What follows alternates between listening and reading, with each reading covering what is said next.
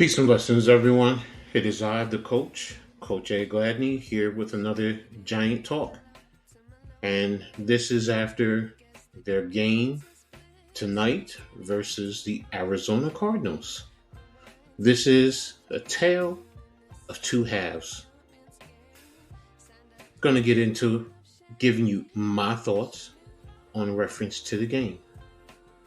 So, before I do that, thanks to all my sponsors, Shadow Worlds, Get Out Travels, Wise Consultant, Stitched by Trinis, the League of All League Alliance, Jersey Bearcats Arena Team. Thanks for all your continued support. If you're new to my channel, make sure you subscribe and hit the notification. You'll always know when I post new content. Everyone, continue to like all my programs. It's helping get it into the algorithm and helping the channel grow.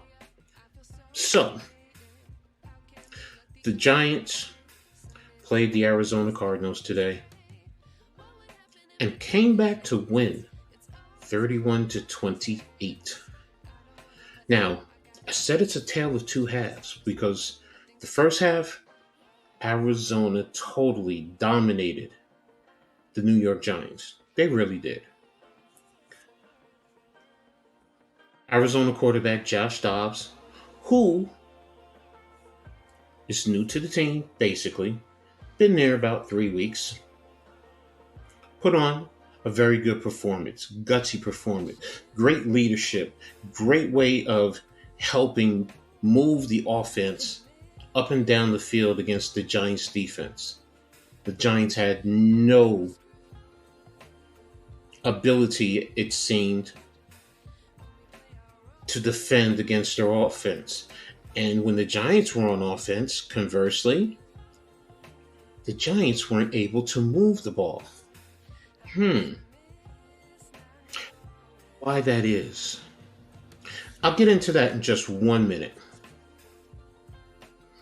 The second half, you saw a whole new Giants. Literally, they won the second half 31-8.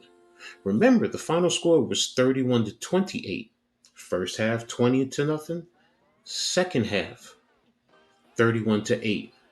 Now, here's where I'm going to put things together. The first half, the first two quarters, didn't score a point. Gave up 20 points. Now, add that to last week versus Dallas. In 4 quarters, they did not score, and they gave up 40 points.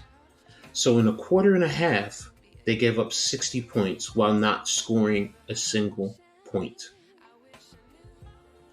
Now, many are asking what was going on.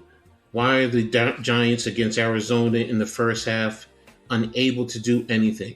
I was even frustrated. I am still a little bit, but after the game, I thought about it. And most importantly, shout out to my man, Steve Block. My man texted me. We were texting back and forth about the game. And his last comment to me, because I said, they're still trying to find themselves. And he said, that was the best half of football that he has seen the New York Football Giants play in 68 years. Now, this man has seen a lot of football when it comes to the Giants. And I take that as a very serious compliment, that in the second half, that was the best football this man has seen in 68 years. Some of you may debate that, and I understand. But the point being is, they stepped up to the plate and they played inspired football. And they did.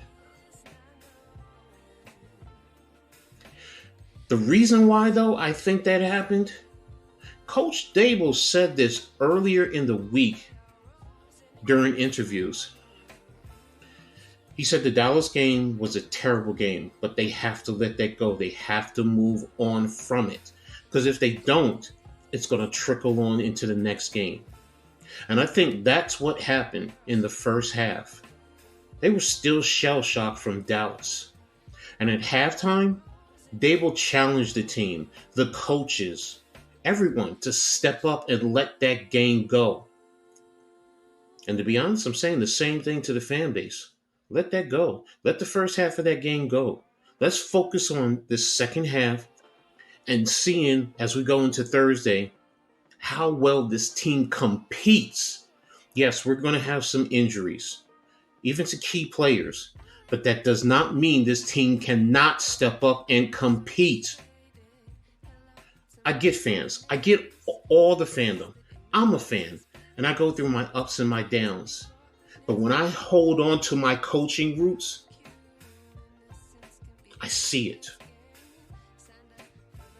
Some of y'all even had me questioning my ability to read and dissect and understand the game of football. But you know what? No more of that. I know this game. I know talent. There is talent there. Does it need to be coached better? Yes. And what you saw in the second half is what I believe this team is capable of. It's not fully there as yet. Still have to work at it and improve. And some of you just don't have the patience for that. That's on you. But I know what I see. I know what I believe.